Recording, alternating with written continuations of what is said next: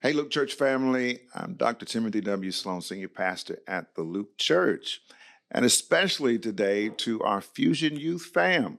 I want to welcome you to the first of many Fusion Talks. And today, how appropriate that I have with me for conversation none other than Dr. Brandon Williams, also known as Pastor B. He's our pastor of student life at the Luke Church and a licensed therapist, one of the best in the city. And so I'm grateful today to get a chance to chat with him about a very important conversation. Welcome, Pastor B. Man, I'm excited to be here. This is a big one. Yes, it is. Yeah. It is. Yeah. So we're in the middle of identity. It's our sermon series, and we're talking about our identity as, as a body of believers, as followers, but also in this month, our cultural heritage. Mhm. And so now we're in the middle of a big conversation, and that's the national change that we're dealing with. So Yeah. we're talking a lot about some of the challenges that we're facing nationally, about the struggles that we're dealing with, some of the changes that are being made, some of the governmental decisions that are being made, and some of the lines or the line that we feel is kind of starting to push people to one side or the other. I mean, we're going to be real about it. Let's be honest today. Yeah. And I want to talk to our youth about some of the challenges you're facing, because you got some anxiety challenges just as much as anybody else. Sure. So let's start there. Let's dive in today. Yeah. As a young person, what do I do with my anxiety? I'm hearing the conversations. I'm hearing what's happening at home. Mom and dad talking about it. I'm bombarded on social media. But where do I go? Yeah. Pastor, you bring up such a great point. I think the first place to start is recognizing that it's real. Yeah. Right. I think but we hear a whole lot of things, and our youth hear a whole lot around mental health and mental wellness, all those things, without always recognizing that what you're feeling is real. Right, it's not a figment of your imagination. That the rise in adrenaline or the worry you carry is something that's real. I think that sort of sets the tone for one, the validation that happens through all of the changes that are going on, and recognizing that our young people need that validation, right? Oftentimes kind of counted out, or considered that politics and all the things that are happening doesn't matter to them. But we know that it does, right? And so I think one of the first things we do is validate that what you're feeling is real.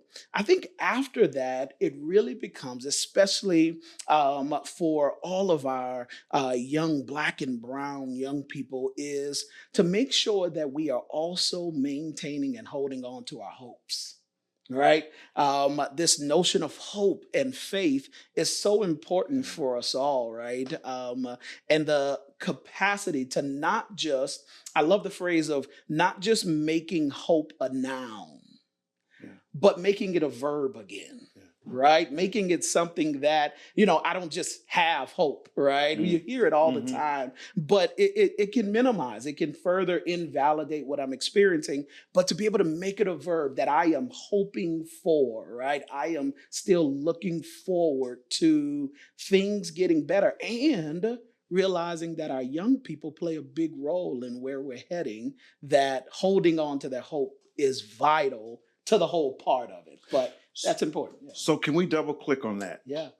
You mentioned something about the hope sometimes minimizing or invalidating what I'm feeling. Tell me more about that kind of clash there. Yeah, well, I think it's a term that we sometimes can utilize, especially even within the church, right? It becomes one of these moments where I can do what's called spiritually bypassing myself, right? And it's taking my feelings and simply saying, well, what I'm feeling isn't real, or what I'm feeling somehow invalidates my faith in Jesus, right? My faith in knowing that God is still in control, but it's recognizing that the two can exist together, right? That I can have some sense of worry about where things are headed and what's my role in them all, while at the same time still knowing that God sits on the throne and that he's in full control. Yeah. So we're going to get to the part of, the part that they play in that. Let's talk about is there something that can be articulated about what I'm feeling right now? How do I identify where I'm at? Again, I'm bombarded with these messages. I don't like kind of hearing all this conversation, presidentially, parties, decisions, executive orders. And I know from our homes, from many Black and brown children, their homes, there's anxiety there. We feel it as parents.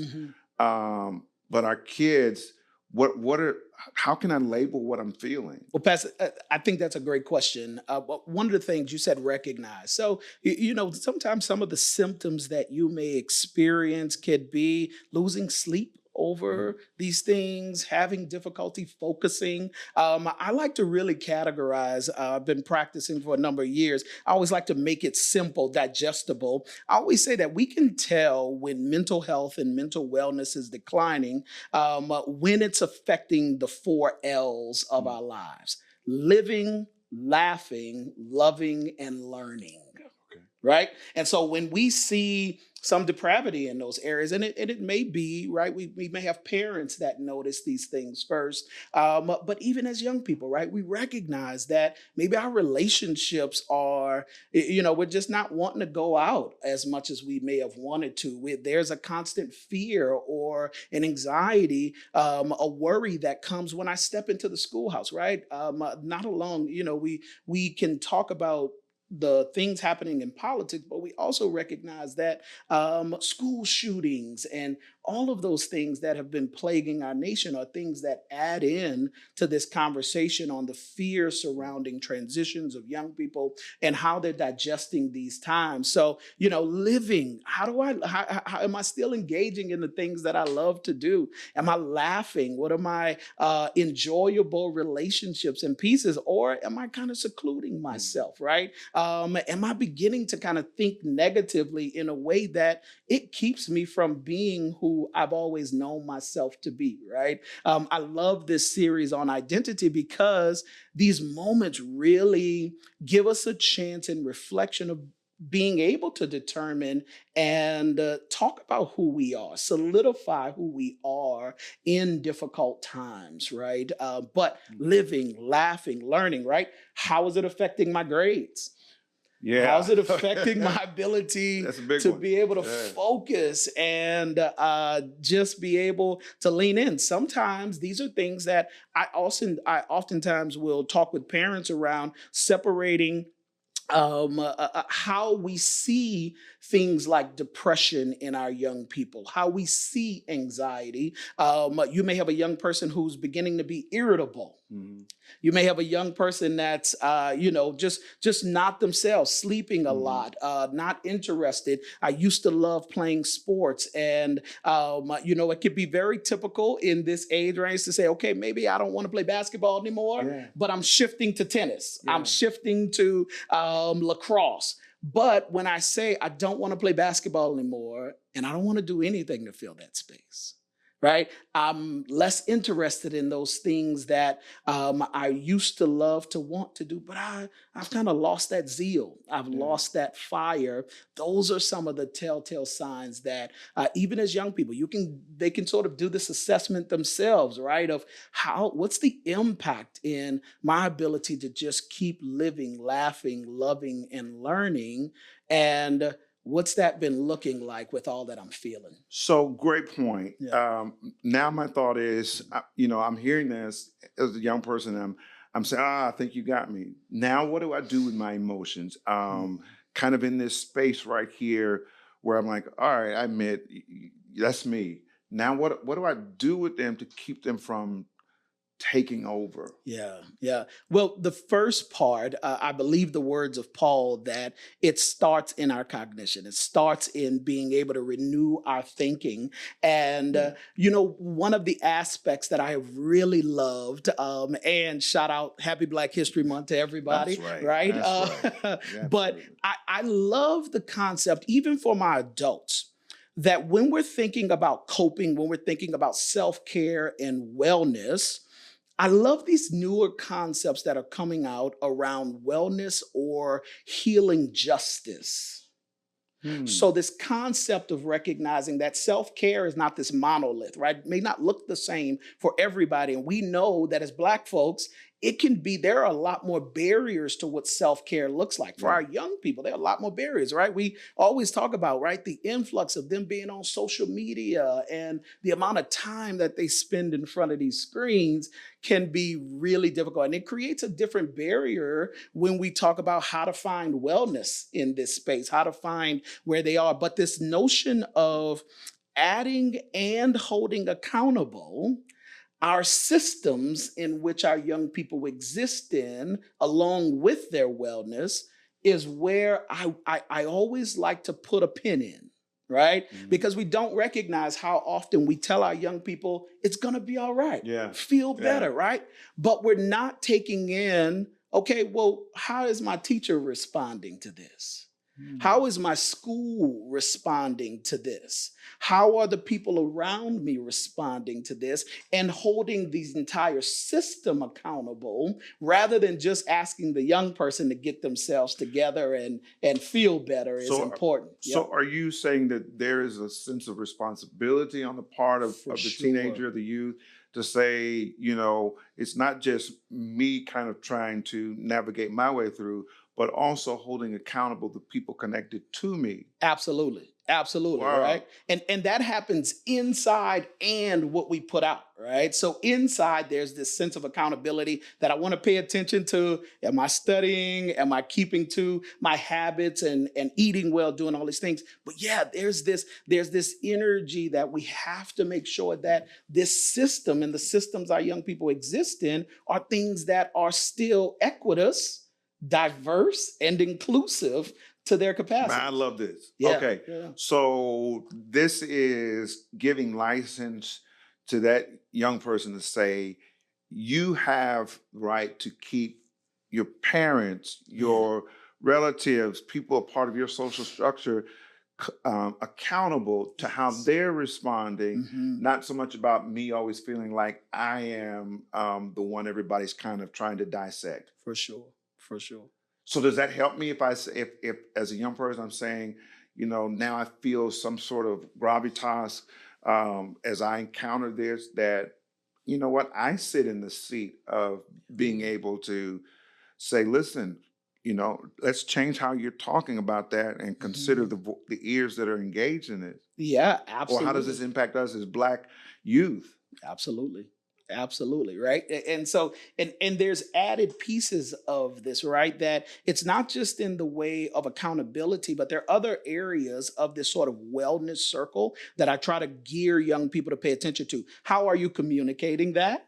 Yeah, Right, that's yeah, important. yeah, We want to always honor that mother and that father, yeah, right, and yeah. do those Please, things, please right. make So sure I we don't get want that. folks Yeah, going off yeah, the yeah, yeah, yeah, yeah, yeah. Pat said, yeah, exactly, right. yeah, But I think it can be a very empowering moment, yeah, right, yeah. that takes our worries, that takes our anxieties, our sadnesses from things that we simply are experiencing to things that are now motivating us to change the world, Yeah. to begin to do something with all the things we're feeling. Because I am a strong believer that God is creating even the moments of anxiety to propel us and to stir us up in the inside, to do something, to make the world a better place, right? God is still sitting on his throne. He's still creating us with purpose. And how we do that is important. So those other areas, accountability is an area, how we communicate that. And communication, remember, inside and outside.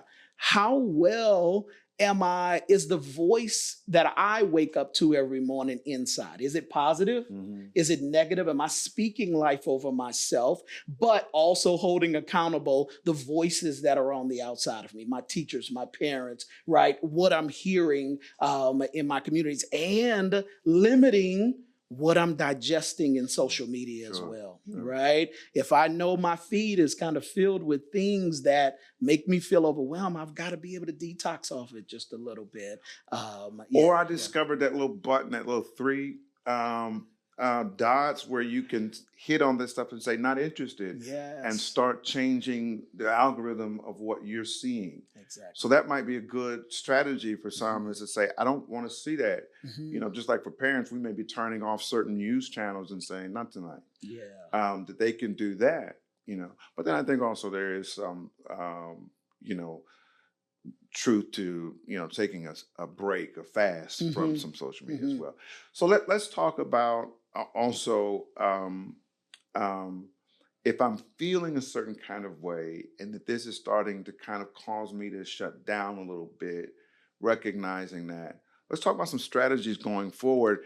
Is there a way that I can share how this is affecting me with my parents or an adult, someone, a guardian, somebody who I love, trust, like some things that I can say to say, hey, pay attention to me.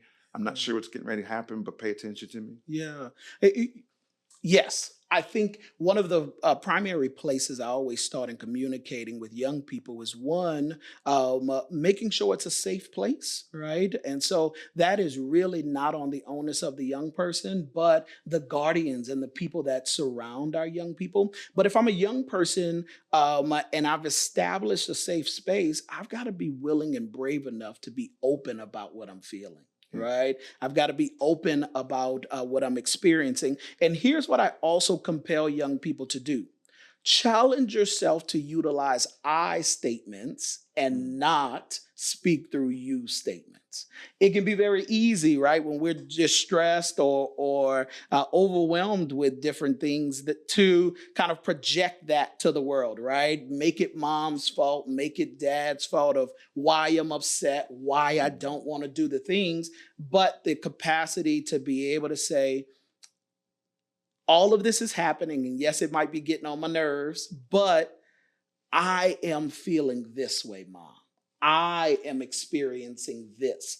I am experiencing that. And being able to recognize, things like anger, right? Anger is what we call a secondary emotion, right? What Mm. does that mean? It means that it is produced off of things that tend to make us feel weaker, Mm. right? So we feel Mm. vulnerable in certain spaces. When I say, if I'm a young man or a young woman, right, who says, hey, I've been sad, or Yeah. I've been worried, or I've been scared to go into this space or that Yeah. space, the capacity to be able to walk into that brave openly, but not allow yourself to either find ways to negatively cope with it in isolation, but also utilize I statements to be able to talk with parents openly, honestly. And then parents, I can't say that without saying, we got to make safe space for Yeah. them. Yeah. You know, Yeah. that's the other part, right? That ability.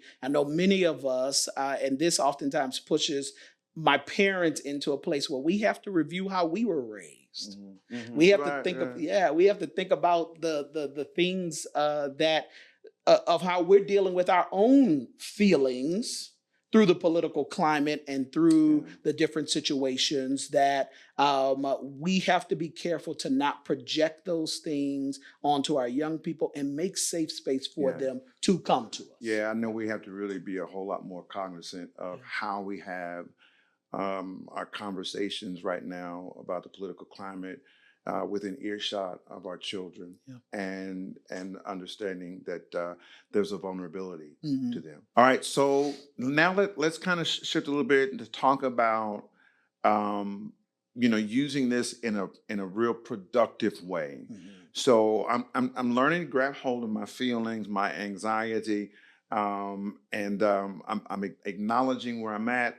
Now let's talk about responsibility, because hey, Mhm. we talk about this is Black History Month, Mhm. and we celebrate our ancestral lineage and the contributions of so many African Americans to have built this country. Yeah. And no matter what the conversation might be about, trying to absolve the history of Black Americans from what we've done, the truth is we have. And so we certainly got to keep making sure we're having that conversation. But how now do I change my view or what I'm hearing and say, but you know what? I still have responsibility. And you talked earlier about this hope. I do have this strength, this inner strength. Now, how do I use that, for my Yeah. benefit? Yeah, I like to refer to this as Operation Love. Okay. Right, All you've right. got to. I think for every young person, one being mission focused, right, and realizing that the Bible says that we've got to make the vision, right, write the vision and make it plain for ourselves. In difficult moments, I would ask every young person to begin to think about what are your interests. What are the things that you really enjoy doing, and how can I operationalize those things in my everyday world? Right? Mhm. If it's sports, if it's education, if it is social justice, right? What and how, what are some things that I can be involved in more on my high school campuses? What are some Yeah. conversations I can maybe be intentional about of having in my local church, right? At the Luke, we pride ourselves on the voice of our young people coming out, talk about your story, bring in different discussions weekly between Bible studies, and what does it mean to you, and how can I operationalize this love that I have in my heart? Not just sit with it, right? Yeah. And we hear it all the time. And I think it's one of those things that I've heard our young people also oftentimes bring up very honestly and candidly, that as Christians, sometimes they feel as though being Christian is passive, Yeah. right? Yeah. But what a great time it Yeah. is for them to see this as an opportunity Mhm. to see just how powerful your voice is Yeah. and just how much of a necessity there is for the world to hear it. Yes. So we need your voice. Yes. We need for you to speak up. And right now might be a critical moment for you to be able to use your strengths in some creative ways. Mhm. So I think you want to hear from me. I know we're excited to welcome. What are your thoughts? What are some different things we can do to help you use your gifts in this moment, in this Yeah, season? for sure, for sure. Starting their own podcast, Yeah. all the way down to the lessons and the things that we talk about from a monthly basis, right? We always follow our senior pastor's lead, and this series on identity is a great time to be able to say, how are you feeling? What does that look like? And how can we create that space for you? And maybe it takes some adults to pull in some resources, but you'd be surprised that as a young person, how creative just that phone that you have in front of you, or the different things that you have, can be tools to change the world. Yeah, because Yeah, maybe they've got a gift for photography, yeah, for or sure. they, Yeah. they are on a lot of social media, and Mhm. so now you can start telling your story through the pictures. And I've seen some incredible gifts in our youth Mhm. in that Mhm. capacity.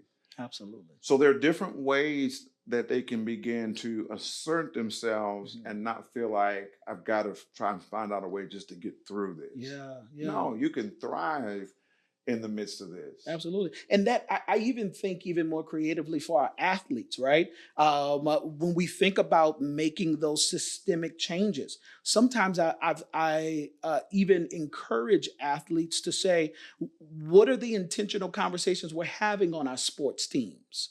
What are the intentional conversations we're having with our coaches, right? What are those things? And can we begin to make space for Mhm. there to be this area to be able to help others heal, to be able to spread and operationalize the love they may hear about on Sundays, taking its entire conversation to the next level, even for the athlete, even for the young person who's into technology, or all of the Yeah. different sciences that you may not be a big talker, but it doesn't mean you can't operationalize your love in a certain way that God can use it in a really cool way. So that's a whole different conversation that I Yeah, can't wait to get into when you talk about athletes yeah, and them having some conversations that affirm their feelings and who they are. yeah. On a lot of these teams where they might feel like, okay, I'm in the majority, but my voice feels like it's a minority. Mm, So then, how do they have those conversations that equips them? And I'm probably thinking, I don't want to intrude on a lot of our coaches' space, but I'm thinking that the more empowered and affirmed that kid's voice is in his social space, in his faith community, the better they're going to show up on that field, that court, on that track. you know. Absolutely. Absolutely. So encouraging them to be able to have conversations that are effective, Mhm. not simply projective. Mhm. Wow. Yes, absolutely. Yeah, I You don't know, know a better way to put it. yeah, That's no, it's it's beautiful. affirmative. You know, Yeah. I'm sitting here as I'm listening to you. I'm thinking, Mhm. man, tell me if I'm back at, a few years ago, Mhm. Mhm. and Mhm. I'm, high school Uh-huh. on the football team, and I'm thinking, I knew then I had this feeling of Mhm. I'm proud of who I am. I'm Yeah. proud to be a young Black man. Mhm. And I can only imagine, but then not being able to fully commit to saying it. Yeah. I can only imagine now with the environment that they're Yeah. in. But I want to affirm them to, hey, be who you are Yeah. Yeah.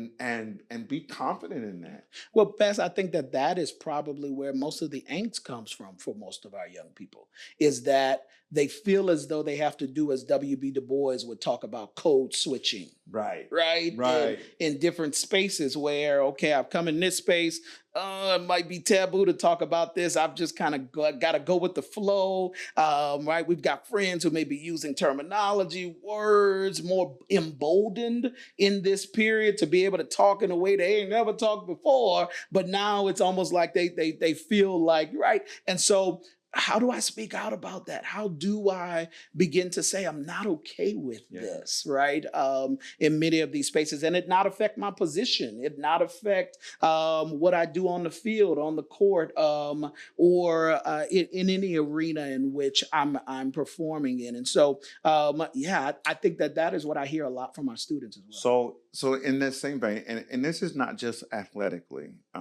This is in the classroom. Mhm. This is in social groups, school groups, extracurricular activities. Sometimes, let's be honest, there can be a baiting, Mhm. and you get into a conversation, and now I'm baited in. No, and I Sure. want to say something affirmative. I may not know, all the data to back it up to really, bring it home, Mhm. concretely, but I know what I feel. Mhm. Now my emotions come into the equation. Yeah.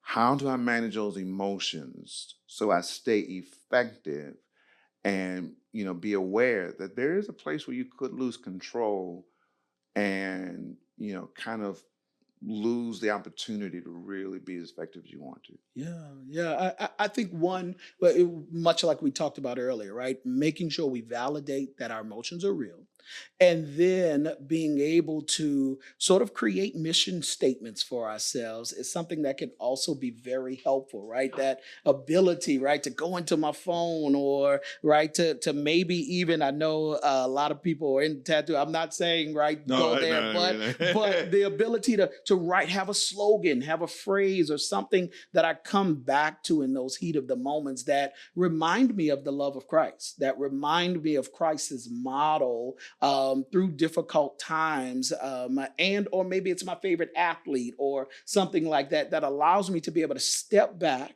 and realize that I am more powerful with the articulation of my thought and the honing in of that energy and recognizing that the enemy is busy past, yeah, right? yeah, And that the one of the things he wants is for you to pop off the lid and go 0 to 100, even though you may feel justified. He's really just trying to steal your gift, right? And so reminding myself that I won't give the enemy that much power in my life is one of the first ways, but then being able to reorient myself to a mission, to a calling, to a phrase that's almost written over my yeah, heart, right? Digging through the scriptures to find that, or just something that's positive, energy provoking in my own life can be something I utilize in the heat of the moments in yeah, class, with my friends, even with loved ones, right? Sometimes we yeah, even may have yeah. some heated discussions that may Sure. be happening at home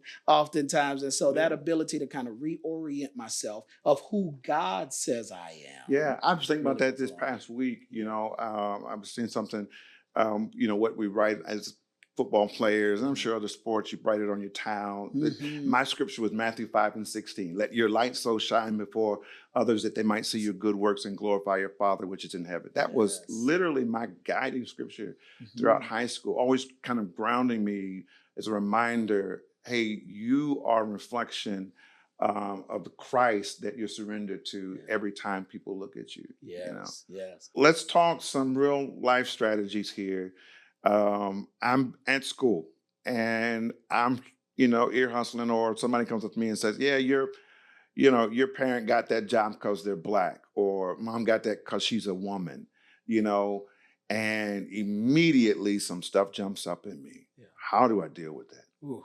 Um, yeah, that could definitely be, I think, provoking in and of itself.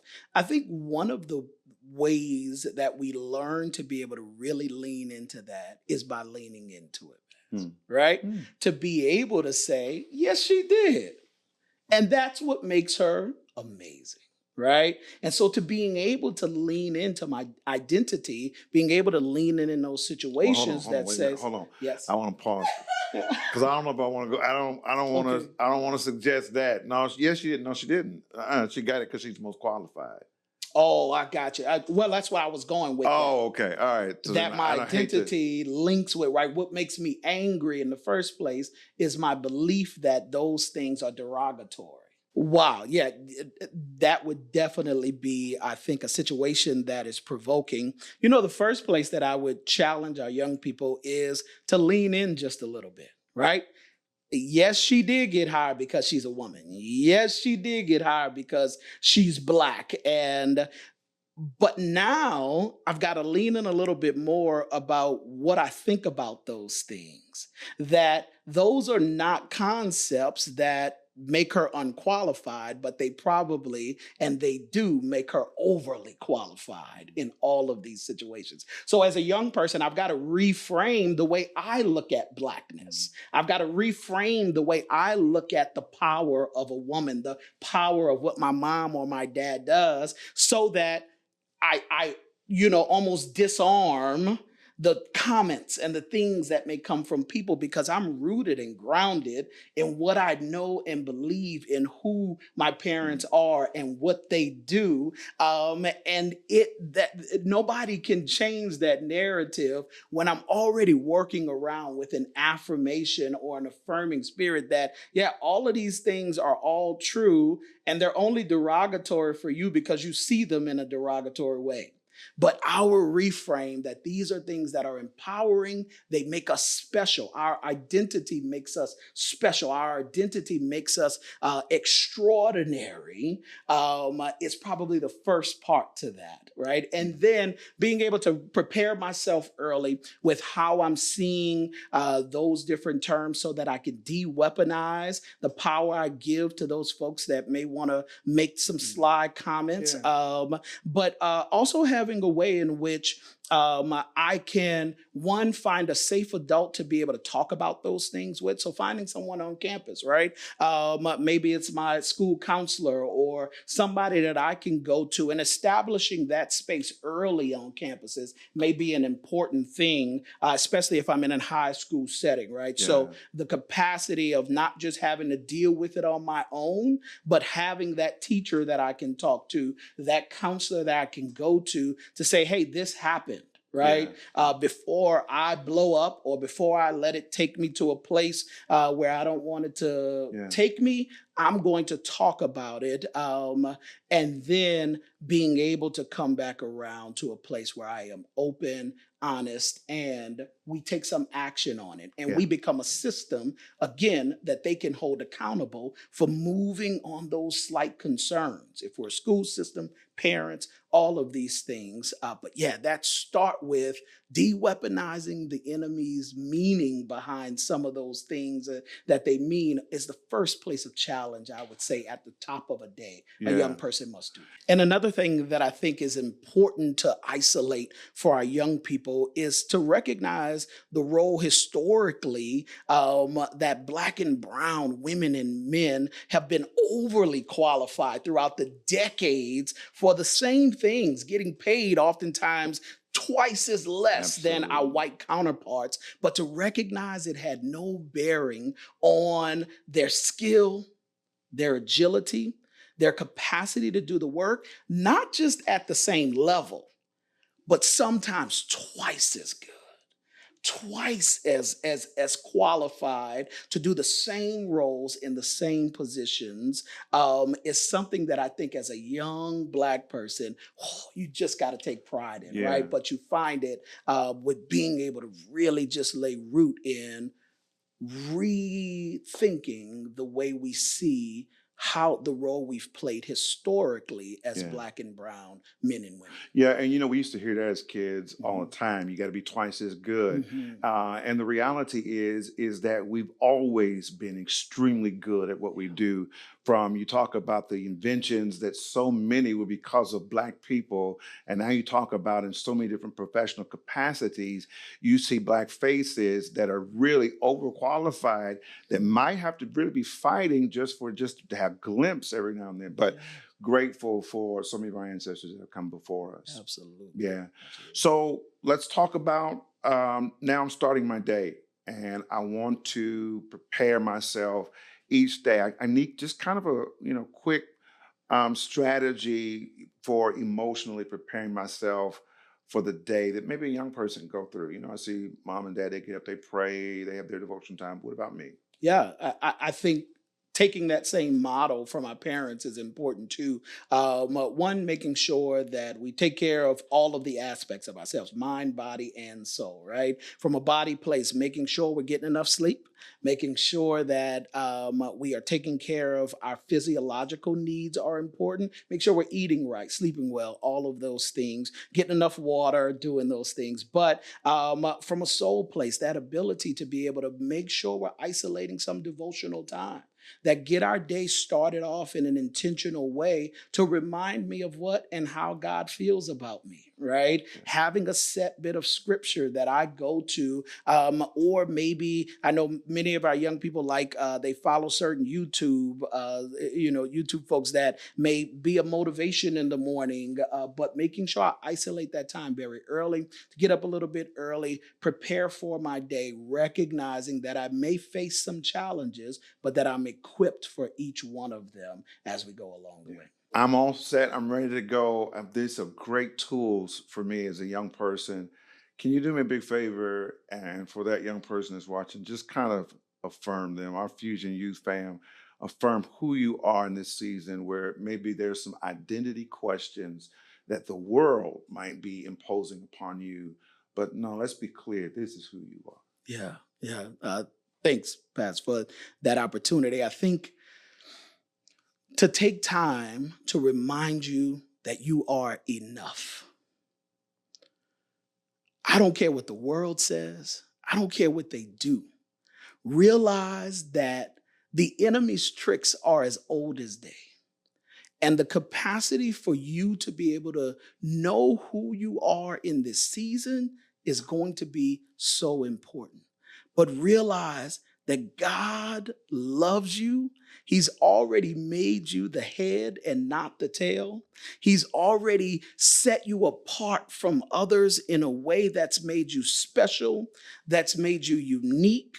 And your ability to find who you are, you don't have to have it all figured out right now, but your capacity to believe in yourself every day.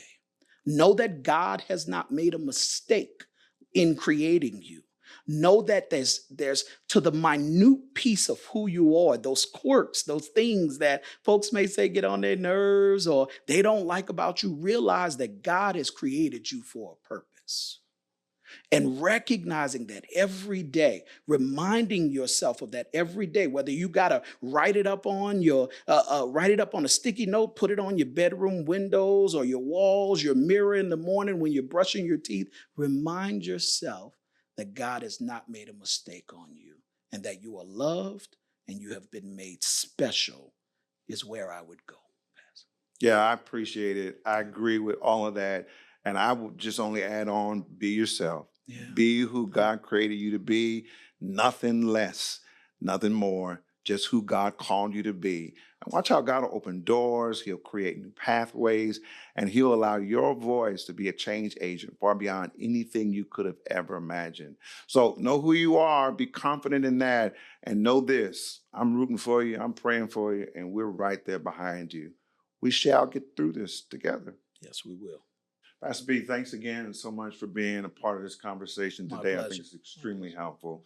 If you loved what you heard today and enjoyed this conversation, please make sure that you follow us at the Luke Church on IG. You can search the Luke Church as well on Facebook, also our YouTube page, and then go to theluke.org for our website. We'd love to have you share with us and maybe even join us in worship. Grateful for you. Y'all be blessed.